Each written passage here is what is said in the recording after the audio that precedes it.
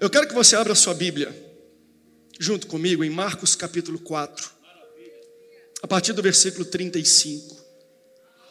Essa é a minha última ministração nessa série de mensagens, alusiva, às Olimpíadas. A gente está falando sobre a gente vencer os limites. Eu quero trazer para a igreja uma conversa muito interessante, uma percepção que eu tive faz algum tempo, foi, eu acho que durante a última Copa do Mundo, com os meus filhos. Eu comprei o álbum da Copa do Mundo para eles, e nós fizemos aqui na igreja uma série, Camisa 12, tinha dos discípulos, um álbum de figurinhas dos discípulos, que foi produzido pela nossa igreja, e eu estava batendo papo com ele, e eu comecei a perceber, e você vai entender onde eu vou chegar. Eu comecei a conversar com ele sobre os jogadores, e eu percebi que ele conhecia, os jogadores do Brasil, os jogadores da Copa, mas aí eu comecei a perceber o comportamento, principalmente do Andrezinho, pela idade na época, daquilo que ele assistia na televisão conectada, no YouTube. O que ele assistia muito? Ele assistia muito os gamers, que quem não é dessa geração nem sabe o que é gamer. Um gamer é um rapaz que joga videogame, e ele filma a tela e se filma. E enquanto ele joga, ele mostra como chuta, como passa de fase, os macetes do jogo, e se filmando. E esses rapazes, eles são celebridade. Se tiver um maior game aí, tem os Authentic Games, os outros da vida, e um jogador famoso, e você perguntar quem é quem, o meu filho vai conhecer mais o gamer do que o jogador. Se os dois vierem no local e falar, aqui tem esse jogador e aqui tem esse gamer, para onde você quer ir? Para a geração do meu filho, ele vai atrás do gamer. Porque essa geração, ela tem uma coisa diferente da minha geração e da geração do meu pai. Uma vez eu conversei com meu pai sobre isso.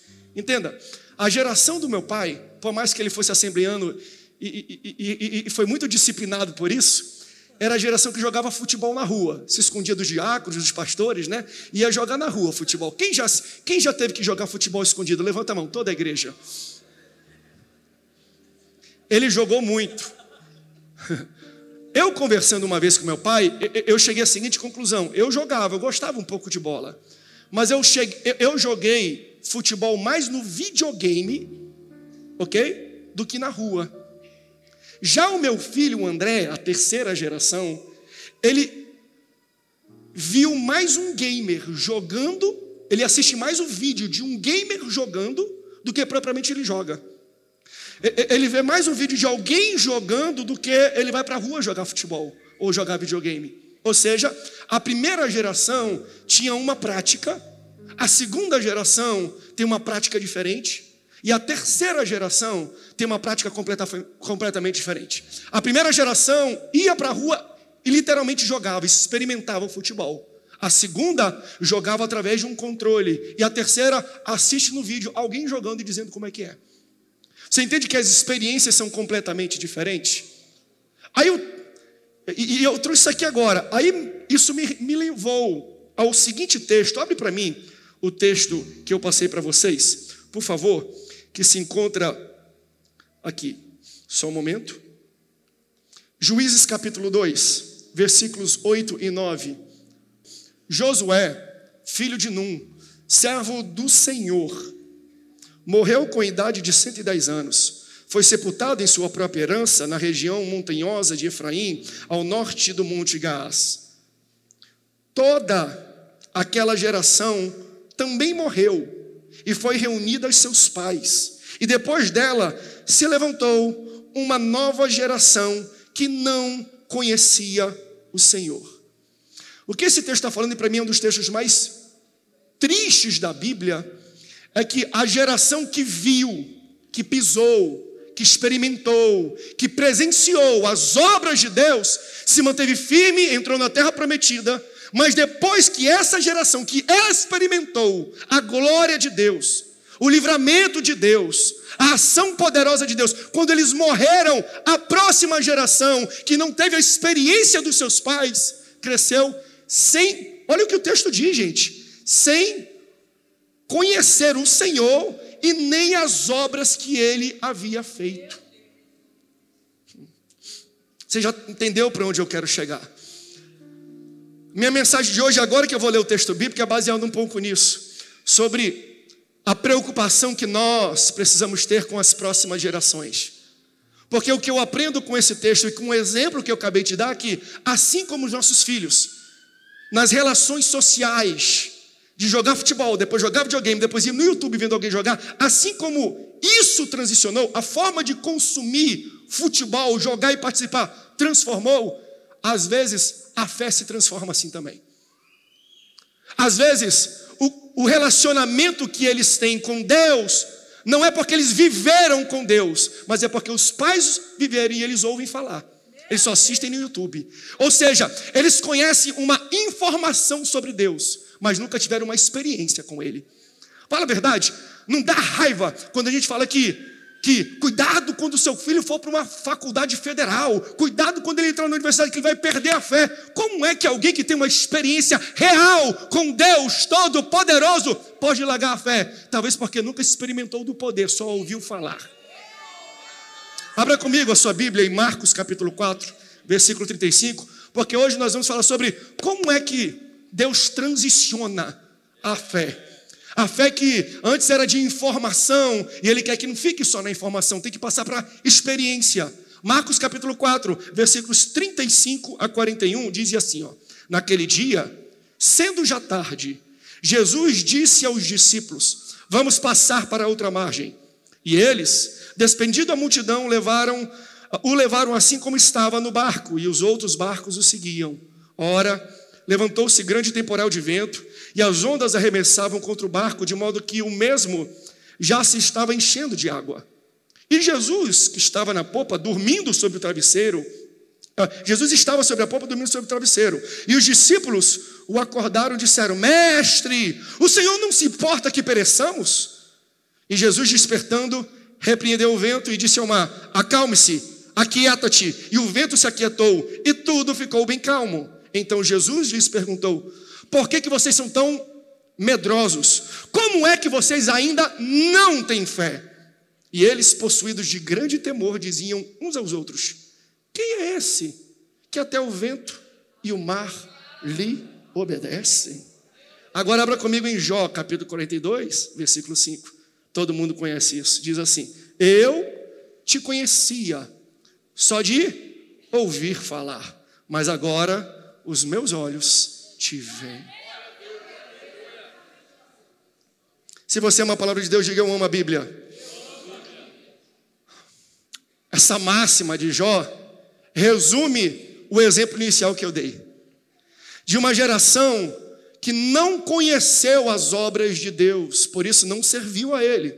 De uma geração, e veja, quando eu digo não conheceu as obras, é que não experimentou. É óbvio que os pais desses rapazes que já cresceram e nasceram na terra prometida, é óbvio que eles já ouviram, sentavam e o pai falava: vou explicar e dizer para vocês como foi que nós vencemos, como foi que nós rodeamos os muros de Jericó, como foi que nós tomamos conta dessa terra. É óbvio que eles ouviram uma mensagem, eles ouviram uma história, eles ouviram os cânticos, as músicas, as lendas, os livros, a literatura. Com certeza, nas escolas, no livro de história, de geografia, era debatido e dito para eles aquilo que Deus de Israel havia feito para o seu povo, para os seus pais e para os seus avós. Só que você entende que isso é informação? E quando a gente conhece Deus só de informação, isso não é o bastante para a gente vencer as batalhas da vida. Está na hora de Deus transicionar a nossa igreja e os nossos filhos e a próxima geração de uma fé que só ouviu falar para ver. Jó disse isso: ei, eu te conhecia, mas o meu relacionamento contigo era só de informação. Eu só ouvi falar, mas agora os meus olhos te veem. Antes eu tinha informação, mas depois de eu viver uma experiência contigo, eu consigo te ver. Eu tive uma experiência real contigo. Então, eu quero falar sobre como podemos transicionar a nossa fé, de uma fé de informação para uma fé de experiência. Porque Deus não quer se relacionar com a gente só no nível da informação. Deus quer se relacionar com o seu povo e com a sua igreja através de experiências. Porque, veja, o conhecimento da experiência ou experimental, ele é muito melhor e mais eficaz, mas ele é desconfortável. Porque é fácil você ter uma fé e um relacionamento pela informação. Eu posso subir nesse púlpito e pregar sobre fé. Glória a Deus, aleluia.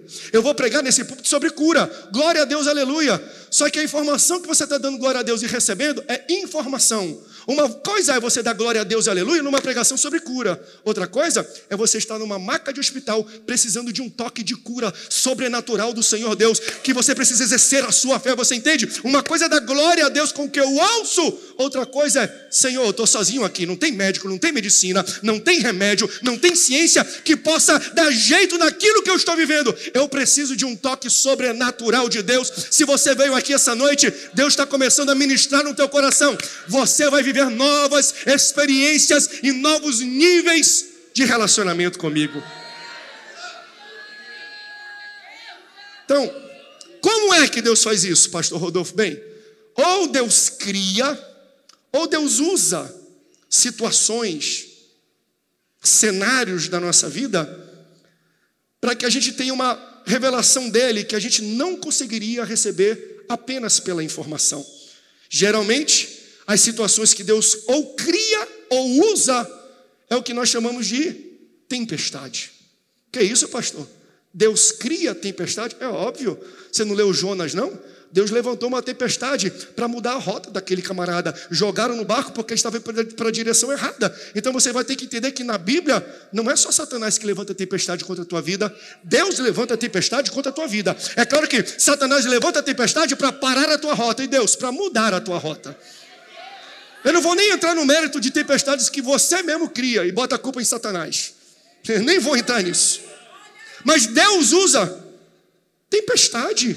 Porque para Deus, tempestade é uma oportunidade de transicionar a tua fé de uma fé de informação para uma fé de experiência. Nós lemos aqui no texto uma tempestade que Jesus estava dentro do barco. Lembrando você, que talvez não conheça a Bíblia, mas já ouviu falar disso, existem na Bíblia 2 registros de tempestades que envolvem os discípulos e Jesus. Primeiro, esse que nós lemos, Marcos capítulo 4. Nesse, Jesus está dentro do barco, dormindo e ele é acordado para acalmar o mar. No outro, Jesus está fora do barco e ele vem andando sobre as águas. Vamos entender um pouco de Marcos capítulo 4, novamente, e versículo 39? O texto fala, para você entender como tempestades são usadas por Deus para nos dar fé, para aumentar a nossa fé, para mudar o tipo de fé que nós temos. E ele, Marcos 4, 39, despertando, repreendeu o vento e disse ao mar: acalme-se, fique quieto, aquieta-te. E o vento aquietou, tudo ficou bem calmo. Então Jesus perguntou: por que vocês são tão medrosos? Olha a segunda exclamação, que na verdade não é uma pergunta para responder, é uma pergunta retórica. Ou seja, Jesus está respondendo para eles, não está perguntando para eles. Jesus não quer informação deles. Jesus, em perguntas, está passando uma informação para eles. Jesus fala assim, ó: como é que vocês ainda não têm fé? Isso aqui é uma afirmação. Ei, medrosos, vocês ainda não têm fé. Então, primeira tempestade, vocês não têm fé. Segunda tempestade, Jesus vem andando sobre as águas. Aí Pedro, que está dentro do barco, fala assim: se és tu, me faz ir ter contigo andando sobre as águas. Jesus fala: vem. Aí ele sai andando e afunda. Ele pega, resgata, pega ele no braço e fala assim: homem de... Entendeu? Meu irmão, num episódio eles tinham fé nenhuma. No outro, tem pouca fé. Para quem não tinha fé, pouca fé já é uma melhora. Pouca fé já é um crescimento. Então, na primeira tempestade não existia fé. Aí passaram na primeira tempestade. Quando chega a segunda tempestade, eu vou sair andando porque Jesus está. Veja, na primeira tempestade, Jesus acalma e eles falam assim: quem é esse cara? Quem é esse homem? A natureza obedece. Não apenas faltava fé para esses homens, mas eles desconheciam o poder e a autoridade de Jesus. Já no segundo, conheço o poder. Jesus, se és tu, eu conheço o teu poder. Me faz ir ter contigo andando por sobre as águas. Tempestades aumenta a fé de crente. Tempestade faz crente ficar mais crente. Tempestade faz você vir para a igreja, jejuar mais, orar mais, buscar a Deus. É tempestade que Deus usa para transicionar uma fé só de informação para uma fé de experiência. Sai um pouco do videogame e comece a ir para a rua jogar bola. Sai um pouco da teoria e comece a ir para a prática, porque eu quero que você tenha relacionamento comigo. Aleluia. Lembra? Veja, na segunda tempestade, Jesus alcança Pedro e volta abraçado, né, protegendo ele no barco de volta. Ele carrega Pedro de volta para o barco. Isso não é lindo? Eu posso profetizar isso sobre a vida dessa igreja? Tempestades não te tiram da igreja, tempestades não te afastam da igreja. A tempestade que você está vivendo vai te jogar nos braços do teu Salvador. Tempestade não desvia crente, pelo contrário. As tempestades que eu vivo me tornam mais crente, me aproximam mais, me jogam nos braços de Jesus. A gente dá glória a Deus, mas é difícil dar glória a Deus, né? Porque qual é a fórmula e o método de Jesus? Tempestade. Se eu só conheço ele do videogame, joga uma tempestade. Se eu conheço ele só na informação, joga uma tempestade. Porque veja, às vezes, só a teoria e a informação não são bastante. É só você pegar o contexto do texto que nós lemos, Marcos 4. Lê um pouco antes. Jesus está na margem do lago, ensinando em parábolas. Jesus, antes de entrar no barco, fala, entre no barco, vamos atravessar e entrar e dormir. Jesus fala a parábola do semeador, a parábola da candeia, a parábola da semente e do grão de mostarda. Então, quando ele questiona os discípulos dentro do barco, vem aqui, vocês não aprenderam nada, não? Como é que vocês são tão medrosos? É como se Jesus estivesse falando assim, eu preciso desenhar para vocês? Vem aqui, vocês prestaram atenção no que eu falei lá na margem? Porque só faltou Jesus desenhar. Porque, olha a parábola do semeador. Ele fala assim, o semeador pega a semente. E depois ele vai explicar o que é cada coisa. O semeador é aquele que anuncia a palavra. A semente é a palavra, é a pregação, é o evangelho. O solo é o coração. Aí na parábola do semeador, pastor Ronaldo, ele pega a semente e ele fala assim, ó, ele lança a semente, e depois de lançar a semente, ele terminou o seu trabalho. Ele volta para casa, descansa e dorme. Aí Jesus, depois de pregar o evangelho e ensinar as parábolas, entra no barco, descansa e dorme. Então Jesus faz o seguinte, eu vou ensinar vocês primeiro na teoria. Eu vou primeiro passar informação para vocês. Por quê? Porque eu estou lançando sementes. Baseado no tipo de coração, essa semente vai germinar. Então, depois de Jesus dizer, o semeador, quando joga, acabou o seu trabalho, agora é com a semente e com o solo, ele terminou o seu dia, ele descansa. Jesus fala isso, entra no barco e descansa. Eu dou glória a Deus porque o meu Jesus, ele é mestre por excelência, porque primeiro ele explica na teoria, na margem, depois vamos para a prática, entra no barco. Então quando ele está falando para as pessoas, ele está dando informação, mas ele vai perceber, ó, informação por si só não é o bastante para eles aprenderem e entenderem a mensagem que eu quero transmitir. Então entra para o barco. A parábola é a informação, a tempestade é a experiência. A igreja é o que, pastor? Isso aqui é margem. Aqui, você está aprendendo informação. Junto vem alguma revelação. Porque a informação é o que os teus sentidos conseguem te trazer. Fala a verdade. Por que você acha que Deus te deu um olho, um olfato, tato? Você entende que os sentidos que nós temos, eles nos dão informação para a tomada de decisão. Então uma criança toca aqui, está quente, o tato vai dizer, não toca mais. Se eu vou atravessar a rua, o meu sentido de visão vai falar, André, não atravessa, que vem um carro, se tu atravessar, tu vai morrer atropelado. Quem disse isso? O meu olho. Então os meus sentidos são dados por Deus para eu tomar decisões. Mas aí minha pergunta é, quando você tem uma decisão que é sensível demais, grande demais, e você não encontra nos sentidos a informação necessária para tomar essa decisão, o que você faz? Busca no Espírito Santo. Porque se o teu sentido e os homens te dão informação, o Espírito Santo te dá revelação. O que é revelação? Aquilo que o olho não viu, aquilo que o ouvido não ouviu, aquilo que nem subiu ao coração do homem, é o que Deus tem para os que o amam, e Ele revela isso através do seu Santo Espírito. Mas é interessante porque tem que transicionar, tem que sair. Então Jesus primeiro ele fala a teoria na margem. Quando eles não entendem propriamente a teoria, ele sobe e fala assim, vamos começar a nossa prática. Então, queridos, fé requer prática. Eu fico doido às vezes quando a gente vem com essas pesquisas de IBGE. De vez em quando a gente tem debate em rádio, conversa um pouco. Vamos ver um pouco do tamanho dos evangélicos no Brasil. E a gente fica todo alegre. Olha, está crescendo, está bombando. 60% a cada década é a média de crescimento dos evangélicos. Estão estimando que para a próxima década nós já vamos nos tornar mais que 50% da população. Aí a gente fica feliz? Bom, é bom ficar feliz. Mas junto com esse crescimento, existe uma nova estatística e um novo logradouro, se assim eu posso dizer. São de evangélicos não praticantes. Que é isso? O que é um evangélico não praticante? É alguém que o consultor do IBGE chegou na casa e falou assim: você é o quê? Evangélico. Você vai para a igreja? Não. Você lê a Bíblia? Não. Você ora? Não. Você jejua? Não. Eu sou evangélico, mas eu não pratico. Eu tenho fé, mas eu não pratico a minha fé. Não existe fé que não tem prática, porque a fé sem obras, ela é morta. Não vem com essa historinha de eu não tenho fé, eu não pratico, mas eu tenho fé. Eu não pratico, mas eu tenho um relacionamento com Jesus. Não existe relacionamento e fé sem prática. Pastor, o que vai acontecer com essas pessoas?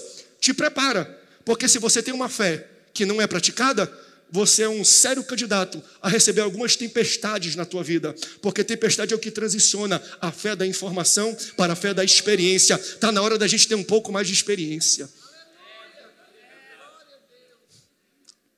Muitos falaram assim: a pandemia vai esvaziar e acabar com a igreja. Com quem eu converso? Igrejas sérias, estruturadas, falam assim: a igreja nunca cresceu tanto quanto o período da pandemia. Por quê? Porque Deus falou com o mundo: vocês vão sair um pouco da informação e eu vou começar a praticar a fé de vocês. Vocês vão me buscar mais, vão orar mais. Eu não estou falando que é vontade de Deus. Mas, não, eu não estou impondo sobre Deus mortes ou pandemia, dizendo que Ele fez isso. Lembra? Deus não criou, mas Deus usou. Para quê? Para tirar a gente do nível da informação. Tem muita gente dando glória a Deus, aleluia, dentro da igreja, mas quando sai de lá não sabe o que é praticar. Aí Jesus fala: com esses eu boto dentro de um barco e eu mando uma tempestade. Dificuldade que você está vivendo é porque Deus quer te tirar do nível de informação e te levar para o nível da prática. Você vai experimentar um novo modo de Deus se revelar para a tua vida, porque você conhece um Jesus que é curador, um Jesus que multiplica. Lembra quando Lázaro vai morrer, o amigo de Jesus, e ele chega e fala: não, vamos atrasar um pouco. Por quê? Porque todos me chamaram para curar ele, porque eles conhecem meu poder de cura, mas não conhecem meu poder de ressurreição. Então eu vou esperar um pouquinho para eu revelar para eles algo que eles não sabiam antes. Aí quando Jesus chega lá, falou: já é tarde demais. Por quê? Porque era para ter curado antes, agora ele morreu. Só que eles não entendem que ressurreição não é uma prática, não é um fenômeno. Ressurreição é uma pessoa. A ressurreição chegou lá. Jesus disse: eu sou a ressurreição e a vida. Só que a gente só conhece um Jesus que é a ressurreição quando a gente morre. Então existem situações em nossa vida que nós temos que passar por alguma moenda, um vento, um deserto, um gigante. Crente, pensa num povo que tem sinônimo para luta, é crente, né? Eu posso ficar 10 minutos falando dos sinônimos que nós temos aqui para tempestade. Mas Jesus sabia. É só a gente ler Marcos capítulo 4, 36, ele fala assim: passemos para o outro lado. E quando eles estavam atravessando, veio uma tempestade. Jesus sabia, pastor, que ia ter tempestade? É óbvio. E por que ele me encaminhou para a tempestade? Para você ter uma experiência com ele. Mas se ele falou passemos, entende? Ele não falou vão, vai você, passemos. Ele está falando: vai vir tempestade, mas eu garanto a minha presença. Vai vir tempestade, mas eu garanto a minha presença. Está lutando? Jesus está presente. O Espírito Santo está contigo nessa luta, nessa manhã. Tu não está sozinho não, ei. O Senhor é meu pastor, nada me faltará. Ainda que eu ande pelo vale da sombra e da morte, eu não estou sozinho. Sua vara, seu cajado estão do meu lado, me consolam. Você não está sozinho nesta luta. E quando eu digo sozinho, eu não estou falando só da presença de Jesus, não. Você está com o texto aberto aí? Abre aí para mim o texto. Marcos 4:35. Abre para mim aqui, bota na tela, acompanhe comigo na sua Bíblia. Porque a gente fala assim: Jesus está comigo. Mas veja, naquele dia, sendo tarde, Jesus disse aos discípulos: vamos passar para outra margem? E eles, despedindo a multidão, o levaram assim como estavam no barco. E outros barcos o seguiam. Veja, não é só que você está acompanhado do Espírito Santo. Ele falou assim: veio uma tempestade, veio. mas você não foi o único que foi atingido. Outros barcos estavam com você. Deixa eu alertar a igreja disso aqui. Porque quando nós passamos por uma guerra, a gente tende a falar: por que eu, Senhor? O que eu fiz? Fui sorteado na loteria do azar. Eu joguei pedra na cruz. Eu pequei. O que eu fiz, Senhor, para merecer tudo isso? E Jesus falou: deixa de ser bobo. Olha, não é tu sozinho que está nisso, não. Tem um monte de gente passando contigo nessa luta também. Jesus já puxou muito a minha orelha com isso. Eu lembro uma vez, lembra, meu amor, a primeira vez que a gente foi no GAC levar a Bela? O GAC atende crianças atípicas. E a Bela tem autismo. E ela teve que fazer um procedimento nos dentinhos dela. Porque como ela não fala, não verbal, isso afeta muito a mecânica e os dentes. E só lá que eles atendem. E eu questionei, falei: Senhor, já tem um pouco dessas dificuldades? Ainda tem que ter problema no dente? Problema nas articulações? Problema na mandíbula? Senhor, já não basta um problema, não. Por que tanto problema? E eu fui questionando, reclamando de Deus. Aí quando eu chego com a Bela, bonito, você já viu a Bela? Bonito, parece a mãe, né? Cabelo bonito, enrolado, um negócio, mechas californianas, linda aquela moça. Eu cheguei com ela reclamando para Deus: por que eu, Deus? O que nós fizemos? E quando entrei no GAC, que eu mais vi, gente, era um bebê de colo, carequinha, sem cabelo, fazendo quimioterapia. O Espírito Santo falou: André, tu não está sozinho nessa tempestade, não. Tem muita gente passando pela mesma tempestade que você. E eu não dou glória a Deus para dizer: pimenta no olho dos outros é refresco. O que o Espírito Santo está falando sabe qual é o problema, André? É que tem gente passando por situação pior que você, mas tem uma postura e comportamento melhor. E eu estou no teu barco e tu está reclamando? Você está entendendo isso, igreja? Vamos parar um pouco de reclamar? Tem gente que está passando a mesma situação da gente, até pior do que a gente, só que eles não têm Jesus no barco e nós temos. E nós, com Jesus no barco, ficamos reclamando. Fecha a boquinha e começa a glorificar a Deus, porque se Ele está contigo, você vai chegar do outro lado. Aleluia! Aleluia! Então nós temos que aprender a crer em Deus no meio dos problemas. Temos que crer em Deus enfrentando os problemas, porque o texto falava que Jesus estava dormindo onde? Na popa. Popa é o local do comandante. Tu acha que ele está dormindo? Ele está tomando conta da tua vida. É ele que comanda a tua vida ainda, rapaz. Para com isso. Tem tempestade, todo mundo enfrenta. Porque a economia, pastor, desceu. Todo mundo está enfrentando, mas tu tem Jesus no barco. E quem tem Jesus no barco, fica tranquilo. Daqui a pouco ele levanta e ele tem uma ordem para o mar. Ele tem uma ordem para a tempestade. Ele tem uma palavra para o seu problema. Veja, é exatamente isso que nós vemos aqui. Porque quando vem a tempestade, eles pensam que vão morrer. Eles acordam de Jesus e falam: Senhor, tu não te importas que morramos, que pereçamos aqui, não? Aí Jesus falou o quê? Para eles? Nada. Jesus não falou com eles. Jesus falou com a tempestade. Pastor, eu estou orando, eu estou indo para o monte. Pastor, eu estou fazendo, pastor, promessa. Pastor, eu estou todo dia 3 da manhã acordando. Pastor, eu estou na campanha, só que eu não estou ouvindo Jesus falar. Deus está calado, pastor, e eu estou trabalhando, sabe? Eu não aguento mais e parece que Deus não me ouve e não fala nada. Fica tranquilo. Ele não está falando contigo mesmo, não. Ele está falando com o teu problema. Ele está falando com a tua tempestade. Ele está falando com o vento que está te atingindo. Ele está falando, só que não é com você. Quando ele falar com você, já vai estar calma a tempestade, o vento já vai ter cessado. Ele está primeiro respondendo a tua pergunta. Olha como a gente é afobado. A gente pede para Deus fazer algo, aí Deus está trabalhando no algo e a gente reclama: por que tu não está falando comigo? Tu não pediu para eu falar contigo? Tu pediu para eu acalmar a tempestade? Então fica tranquilo, depois de acalmar a tempestade, eu serei. Aleluia! Eu serei contigo, ei! Deus está falando com o teu problema. Deus está falando com o teu problema. Deus está falando, Deus te ouviu já, tá? Ele está falando no ouvido do teu filho. Ele está ouvindo no ouvido do teu esposo, da tua esposa, da tua casa, do teu namorado, da tua namorada, do teu noivo. Deus já está falando com a tempestade. Depois de acalmar a tempestade, Ele vai se voltar para você. Fica tranquilo. Aleluia. Aleluia.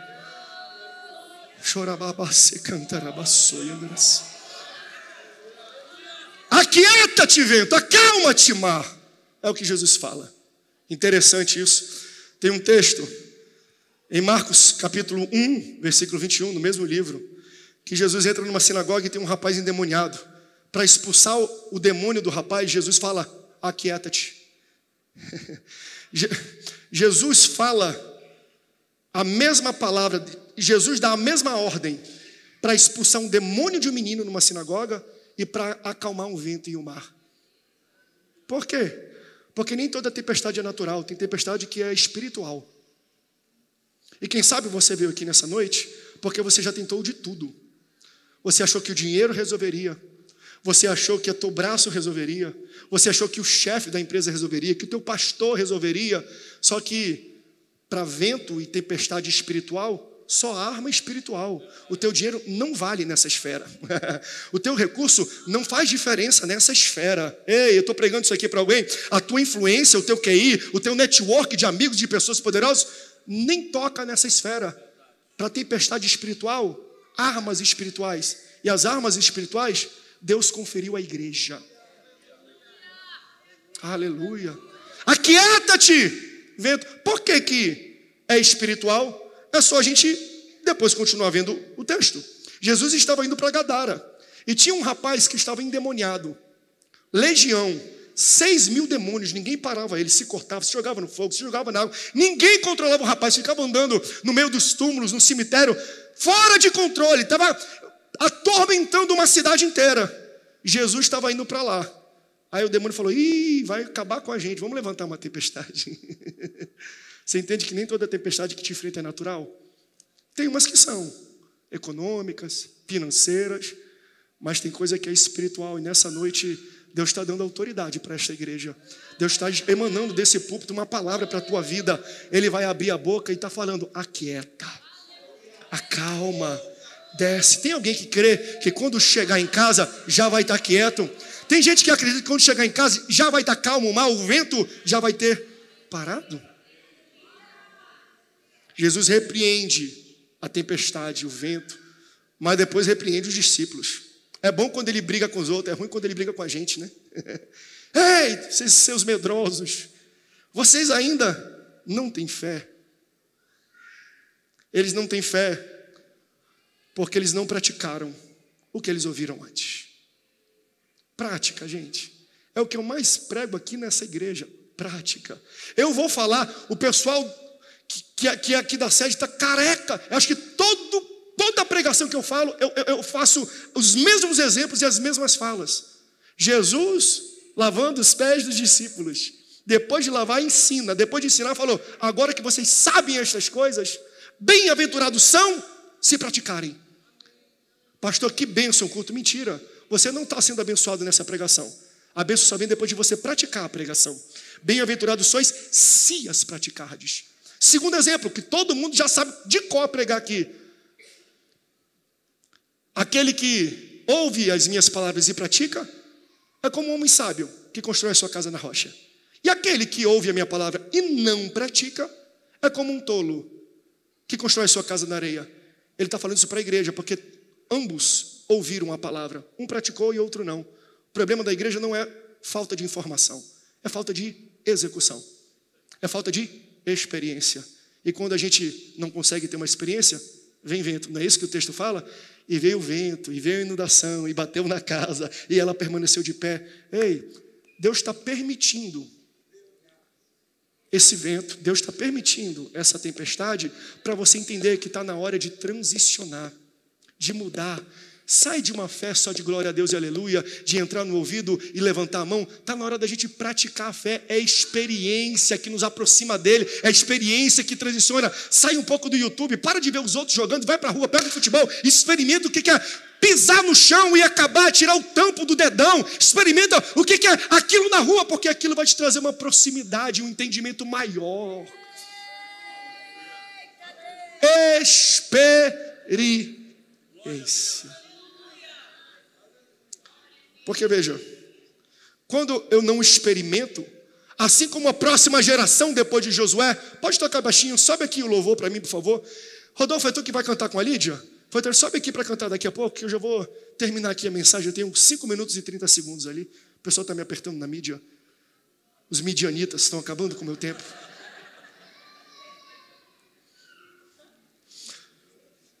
Preste atenção. Nenhuma experiência de tempestade. Aí tem uma experiência. Vocês não têm fé, não? Não, peraí, não tinham fé, mas não conheciam Jesus de verdade. Porque a última frase do texto, a última pergunta, coloca para mim aí no capítulo 4, o último versículo do capítulo 4.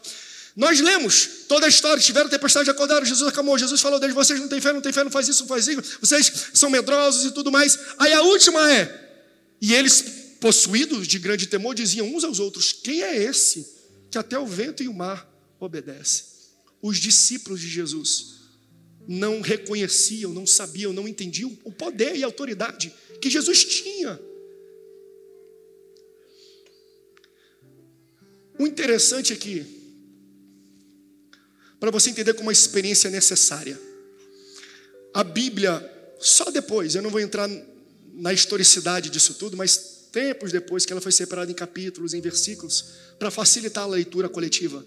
Eu falo, Marcos, capítulo 4, você abre, todo mundo abre num ambiente como esse, mas isso aqui era texto corrido, não tinha separação. Logo, nós vamos pensar que a mudança de um capítulo para o outro, passaram dias, meses, não. Muitas vezes a mudança de capítulo é apenas uma questão de organização do texto, mas é um texto corrido. E aqui se trata de um texto corrido. Porque aquilo que foi perguntado no capítulo 4 tem uma continuidade no capítulo 5. Lê como se fosse algo cronológico e corrido. Porque a última pergunta, a última colocação dos discípulos é: quem é esse que até o vento e o mar obedecem? Cenas do próximo capítulo. Acabou a série. Acabou a temporada inteira. Só ano que vem tem um suspense aí. Não tem suspense não. Vira a página. Vira o capítulo. Marcos capítulo 5, versículo 1. Coloca aqui e vai me acompanhando na leitura. Depois dos discípulos perguntarem isso, não mudou para 3 dias depois não. Ato contínuo. Marcos capítulo 5, versículo 1. Jesus e os discípulos chegaram a outra margem do mar, a terra dos Gadarenos. E ao desembarcar, logo um homem possuído de espíritos imundos veio dos túmulos ao encontro de Jesus. Esse homem vivia nos túmulos e ninguém podia prendê-lo, nem mesmo com correntes. Porque tendo sido muitas vezes preso com correntes, cadeias, as cadeias foram quebradas e as correntes foram despedaçadas e ninguém conseguia dominá-lo. Andava sempre, de noite e de dia, gritando por entre os túmulos, pelos montes, ferindo-se com pedras. Quando... Está aqui no texto? Quando... de longe, viu Jesus, correu, prostrou-se diante dele e gritando em alta voz, disse: o que você quer comigo, Jesus, Filho do Deus Altíssimo? O capítulo passado terminou com discípulos, crentes, igreja perguntando: quem é esse que até o vento e o mar obedecem? A resposta que não veio da boca de 12 discípulos estava na ponta da língua de um homem que tinha 6.000 demônios. Não, eles não sabiam quem era Jesus, mas os demônios que conhecem o poder e a autoridade do teu Deus, que já experimentaram o poder que Ele tem, conheceram. Veja, demônio não conhece Jesus e Deus por informação, não, é por experiência. Se rebelou, desce, vai para o inferno, fica preso. Então eles tiveram, então entenda isso, demônios responderam uma pergunta que os discípulos não sabiam: quem é esse que até o vento e o mar obedecem? Aí 6.000 demônios falam: é Jesus, o Filho do Deus Altíssimo.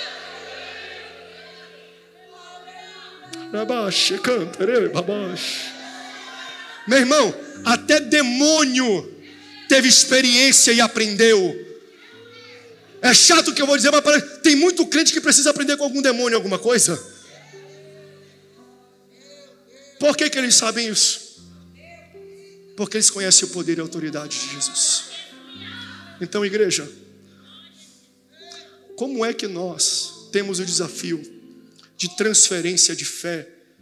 Porque a gente acha assim, não, e eu acho maravilhoso, colégio, educação, informação, isso é necessário na igreja.